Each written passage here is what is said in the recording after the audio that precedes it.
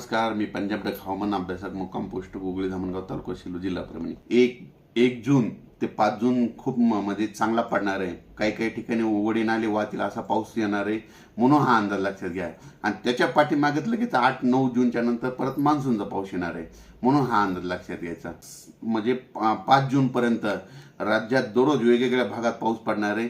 सांगायचं झालं तर सगळ्यात जास्त यावर्षी म्हणजे कोकणपट्टी, पश्चिम महाराष्ट्र, दक्षिण महाराष्ट्र, मध्य महाराष्ट्राची पेरणी जरा लवकर होणार आहे, म्हणून हे अंदाज लक्षात घ्यायचा.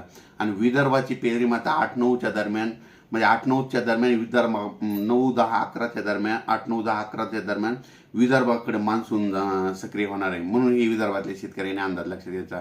पण सुरुवातीला मात्र पश्चिम महाराष्ट्र, उत्तर महाराष्ट्र, दक्षिण महाराष्ट्र, मध्य महाराष्ट्र, मराठवाड्यामध्ये म्हणजे चांगला म्हणजे 1 ते 5 जून दरम्यान चांगला पाऊस पडणार आहे, म्हणून हे अंदाज लक्षात घ्या. आणि शेतकऱ्याला परत एक सांगू इच्छितो, शेतकऱ्याने पेरणी करत असताना काय करायचं की पाऊस पडल्याच्या नंतर जमिनीमध्ये एक ओल जर गेली तर तुम्ही तुमचा पेरणीचा निर्णय घ्यायचा.